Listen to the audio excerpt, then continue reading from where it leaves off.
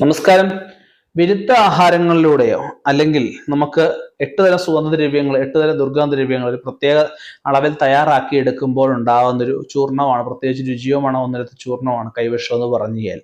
വിഷത്തിന്റെ അവസ്ഥ തന്നെ നമുക്കുളവാകുന്ന ഒരു അവസ്ഥയാണ് ഇത്. സ്തംഭനം, മാരണം, ഉച്ചാരണം ഇങ്ങനെയൊക്കെയുള്ള പല കാര്യങ്ങളെ ഉദ്ദേശിച്ച് മന്ത്രപൂരിതമായിട്ടത് വെള്ളത്തിലൂടെയോ അല്ലെ ആഹാരപദാർത്ഥങ്ങളിലൂടെയോ ഒക്കെ ഉള്ളി വരാറുണ്ട്.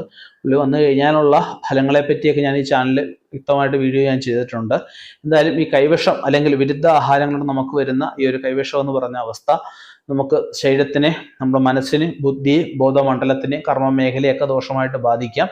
അതിന് പരിഹാരമായിട്ട് ചെയ്യേണ്ടത് പഞ്ചഗവ്യ നെയ്യ് 1008 സംഖ്യ ഒന്നുകിൽ നീലകണ്ഠാക്ഷരി മന്ത്രം അല്ലെങ്കിൽ ഗരുഡ പഞ്ചാക്ഷരി മന്ത്രം ജപിച്ച് കഴിക്കുകയാണ്. ആലപ്പുഴയിലെ ചേർത്തലയ്ക്ക് അടുത്ത് തിരുവിഴ മഹാദേവ ക്ഷേത്രമുണ്ട്, അവിടെ പോയി നമുക്ക് കൈവിഷം ഛർദ്ദിപ്പിക്കാവുന്നതാണ്.